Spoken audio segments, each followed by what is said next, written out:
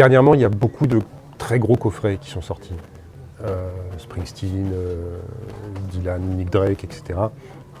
Et ce qui m'a amusé, c'est que la première réflexion de la majorité de nos clients, ça n'a pas été le prix des objets, ça a été « Oula, mais comment est-ce que je vais ranger ça chez moi ?»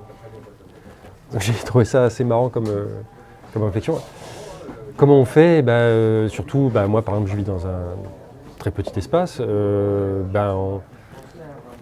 On commence avec des étagères où c'est bien rangé par ordre alphabétique, et puis au bout de quelques années, on commence à empiler, faire des doubles piles de disques les unes derrière les autres, et on commence à en mettre par terre. Je suppose qu'on fait un peu tous comme ça, quoi.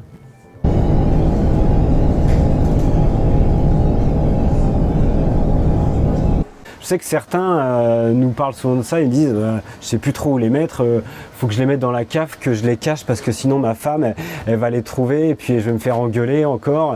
Et il y en a qui les mettent dans des cartons derrière leur équipement de garage ou autre.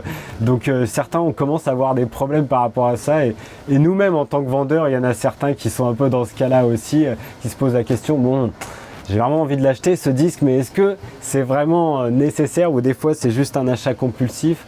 Il y a toujours un peu cette déformation professionnelle qui peut arriver, c'est que d'avoir tendance à accumuler, justement, on a chacun des fois une petite réserve de disques et chez certains elle n'est pas si petite que ça et de se dire bon, est-ce que vraiment j'ai besoin d'acheter tout ça? Enfin, c'est jamais vraiment un besoin, c'est une envie, mais chez certains c'est plus compulsif que d'autres, on va dire, et comme les clients, parfois il y en a qui achètent des choses, d'ailleurs ils se disent ah mais je l'ai déjà, mais ah oui mais j'ai pas l'édition de luxe ou j'ai pas cette édition là et qui malgré tout se dit bon je l'achète parce que je suis trop fan du groupe, mais c'est vrai que des fois ça peut créer des problèmes de place, quoi, c'est sûr.